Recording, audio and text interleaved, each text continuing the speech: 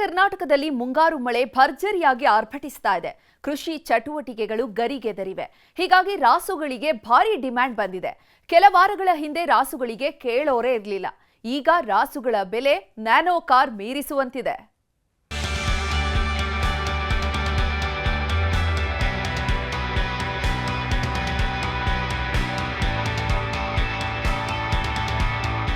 ಎತ್ತ ನೋಡಿದ್ರೂ ಜೋಡೆತ್ತುಗಳ ಕಲರವ. ಒಂದಕ್ಕಿಂತ ಒಂದು ಮುದ್ದಾಗಿರೋ ಜೋಡೆತ್ತುಗಳು. ಯಾವುದು ಖರೀದಿ ಮಾಡಬೇಕು ಅನ್ನೋ ಗೊಂದಲದಲ್ಲಿರೋ ರೈತರು.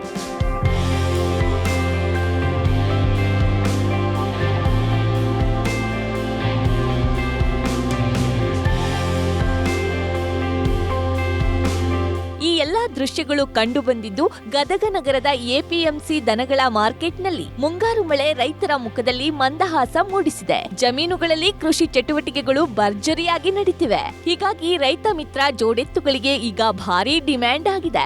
ಬೆಲೆಯಲ್ಲಿ ನ್ಯಾನೋ ಕಾರನ್ನು ಮೀರಿಸುವಂತೆ ಜವಾರಿ ರಾಸುಗಳ ರೇಟು. ಜೋಡೆತ್ತುಗಳ ರೇಟು 3.25 ಲಕ್ಷದಿಂದ 2.5 ಲಕ್ಷ ಇದೆ. ಕಳೆದ ವಾರದಲ್ಲಿ 90,000ದಿಂದ 1 ಲಕ್ಷ ಇದ್ದ ಜೋಡೆತ್ತಿನ ಬೆಲೆ ಈಗ 2 ಲಕ್ಷದ ಗಡಿ ದಾಟಿದೆ.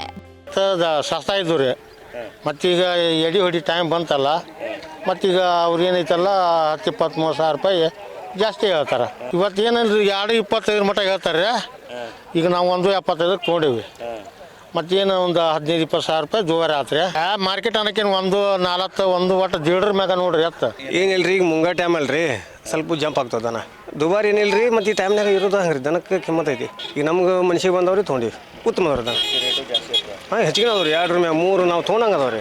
ದನದ ಮ್ಯಾಗ ಕಿಮ್ಮತ್ತು ಹೌದು ರೀ. ಹೇಳಕ್ಕೂ ಬರಂಗಿಲ್ಲ ರೀ. 2.5-3 ಮರನೂ ಹೋಗ್ತಾವ್ರಿ.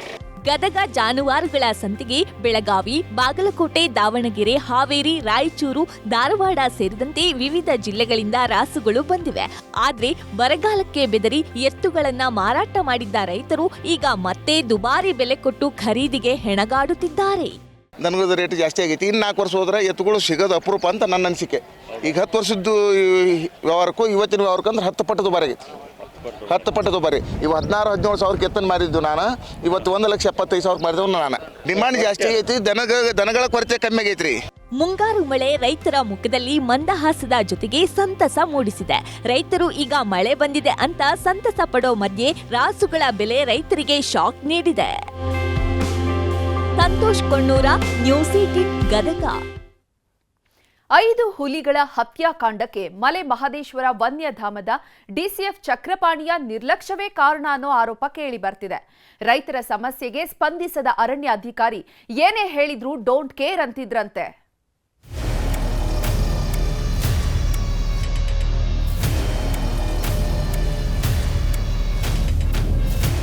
ಮಲೆ ಮಹದೇಶ್ವರ ವನ್ಯಧಾಮದಲ್ಲಿ ನಡೆದಿದ್ದ ಹುಲಿಗಳ ಹತ್ಯಾಕಾಂಡ ರಾಷ್ಟ್ರಮಟ್ಟದಲ್ಲೂ ಸದ್ದು ಮಾಡಿತ್ತು. ಒಂದೇ ದಿನ ಒಂದೇ ಬಾರಿಗೆ 5 ಹುಲಿಗಳು ಸಾಯೋದಕ್ಕೆ ಸಾಧ್ಯನಾ ಅನ್ನೋ ಅನುಮಾನ ಎದ್ದಿತ್ತು. ಇದರ ತನಿಖೆಗಿಳಿದಾಗಲೇ ಗೊತ್ತಾಗಿದ್ದು ಹುಲಿಗಳಿಗೆ ವಿಷ ಹಾಕಿ ಕೊಂದಿದ್ದಾರೆ ಅನ್ನೋದು. ಇದೇ ಪ್ರಕರಣದಲ್ಲಿ 3 ಬಂಧನ ಕೂಡ ಆಗಿದೆ. ಆದರೆ ಈ ಎಲ್ಲ ಬೆಳವಣಿಗೆಗಳ ಬೆನ್ನಲ್ಲೇ ಮಲೆ ಮಹದೇಶ್ವರ ವನ್ಯಧಾಮದ ಡಿಸಿಎಫ್ ಚಕ್ರಪಾಣಿ ವಿರುದ್ಧ ಸಾಲು ಆರೋಪಗಳು ಕೇಳಿ ಬರ್ತಿವೆ. ಡಿಸಿಎಫ್ ಎಡವಟ್ಟಿನಿಂದಲೇ ಇಷ್ಟೆಲ್ಲ ಸಮಸ್ಯೆಗಳಾಗಿದ್ದು ಅಂತ ಅನ್ನದಾತರು ಸಿಡಿದೆದ್ದಿದ್ದಾರೆ.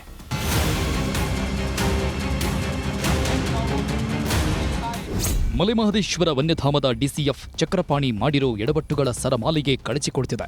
ಇವರ ಮೇಲೆ ಈ ಹಿಂದೆಯೂ 10 ಆರೋಪಗಳಿದ್ವು. ಇಲ್ಲಿಗೆ ಬರೋದಕ್ಕೂ ಮೊದಲು ಕೊಡಗು ಜಿಲ್ಲೆಯ ವಿರಾಜಪೇಟೆಯಲ್ಲಿದ್ದಾಗ 6 ಮರಗಳನ್ನು ಕಡಿಯಲು ಅನುಮತಿ ಕೇಳಿದ್ರೆ 66 ಮರಗಳ ಕಡಿಯಲು ಅಕ್ರಮವಾಗಿ ಅನುಮತಿ ಕೊಟ್ಟಿದ್ರು. ಇದೇ ಆರೋಪದಲ್ಲಿ ಸರ್ಕಾರ ಸಸ್ಪೆಂಡ್ ಕೂಡ ಮಾಡಿತ್ತು. ಇದಾದ ಬಳಿಕವೇ ಮಲೆ ಮಹದೇಶ್ವರ ವನ್ಯಧಾಮದ ಡಿಸಿಎಫ್ ಆಗಿ ನೇಮಿಸಿದ್ದು. ಈಗ ಇಲ್ಲೂ ಎಡವಟ್ಟುಗಳ ಸರಮಾಲೆಯನ್ನೇ ಸೃಷ್ಟಿಸಿದ್ದಾರೆ ಅನ್ನೋ ಆರೋಪದ ಕೂಗು ಎದ್ದಿದೆ. ರೈತರ ಸಮಸ್ಯೆಗಳ ಬಗ್ಗೆ ಡಿಸಿಎಫ್ ಚಕ್ರಪಾಣಿ ಕ್ಯಾರೆ ಅಂತಿರಲಿಲ್ವಂತೆ. ಕಾಡು ಪ್ರಾಣಿಗಳು ಬೆಳೆಗಳನ್ನ ಹಾನಿ ಮಾಡಿದಾಗ ಅಥವಾ ಮನುಷ್ಯರ ಮೇಲೆ ದಾಳಿ ಮಾಡಿದಾಗ ಎಷ್ಟೇ ಫೋನ್ ಮಾಡಿದ್ರೂ ರಿಸೀವ್ ಮಾಡ್ತಿರಲಿಲ್ವಂತೆ.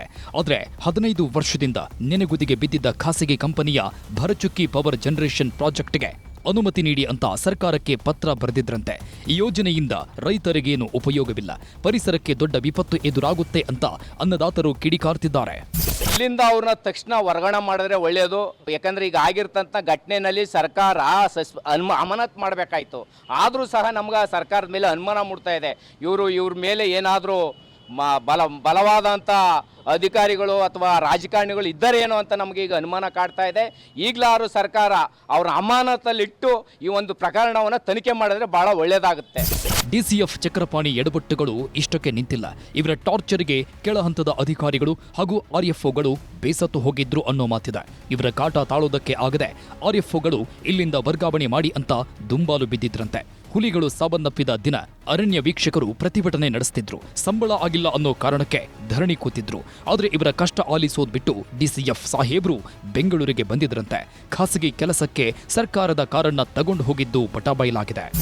ದಿನಗಳಲ್ಲಿ ಹೊಸದಾಗಿ ಬಂದಂಥ ಮೇಲಧಿಕಾರಿ ಎಲ್ಲ ರೈತರ ಜೊತೆ ವಿರೋಧ ಕಟ್ಕೊಳ್ತಕ್ಕಂಥದ್ದು, ಎಲ್ಲ ರೈತರ ಭಾವನೆಗೆ ವಿರುದ್ಧವಾಗಿ ನಡ್ಕೊಳ್ತಕ್ಕಂಥದ್ದು, ಜೊತೆಗೆ ಅವರ ತಳಮಟ್ಟದ ಅಧಿಕಾರಿಗಳು ಏನಿದ್ದಾರೆ, ESF ಇರ್ಬೋದು, RFOಗಳು ಇರ್ಬೋದು, ARF ಇರ್ಬೋದು, ಯಾರ ಮೇಲೂ ಕೂಡ ವಿಶ್ವಾಸ ಇಟ್ಟು ಕೆಲಸ ಮಾಡ್ತಾ ಇರಲಿಲ್ಲ ಹೊಸದಾಗಿ ಬಂದಂಥ DCF. ಜೊತೆಗೆ 3-4 ಜನ RFOಗಳು ಮತ್ತು ಒಬ್ಬ ASFಗಳು ಅವ್ರು ಟ್ರಾನ್ಸ್ಫರ್ ಬರ್ಕೊಂಡಿದ್ದಾರೆ. ಇವಾಗ ಕಾರಣ ಯಾಕಪ್ಪ, ಏಕಾಏಕಿ ನೀವು ಟ್ರಾನ್ಸ್ಫರ್ ಮಾಡ್ಕೊಂಡು ಹೋಗ್ತಾ ಇದ್ದೀರಿ, ನೀವು ಯಾಕೆ ಅಂದರೆ ಇಲ್ಲ ನಮ್ಮ ಮೇಲಧಿಕಾರಿಗಳ ಜೊತೆ ನಮಗೆ ಅಡ್ಜಸ್ಟ್ ಆಗಲ್ಲ, ಮೇಲಧಿಕಾರಿಗಳು ನಮ್ಮ ಸರಿಯಾದ ರೀತಿಯಲ್ಲಿ ನಡೆಸ್ಕೊಳ್ಳಲ್ಲ. ಒಟ್ನಲ್ಲಿ 5 ಹುಲಿಗಳ ಸಾವಿನ ಬೆನ್ನಲ್ಲೇ ಅಧಿಕಾರಿಗಳ ಅಸಲಿ ಕಥೆ ತೆರೆದುಕೊಳ್ತಿದೆ. ಹುಲಿ ಕೊಂದವರನ್ನೇನೋ ಬಂಧಿಸಿದ್ದಾರೆ, ಆದ್ರೆ ನಿರ್ಲಕ್ಷ್ಯ ವಹಿಸಿದ ಅಧಿಕಾರಿಗಳ ವಿರುದ್ಧ ಕ್ರಮ ಯಾವಾಗ ಅನ್ನೋದೇ ಯಕ್ಷ ಪ್ರಶ್ನೆ. SM Nandish, news 18, Chamarajanagar.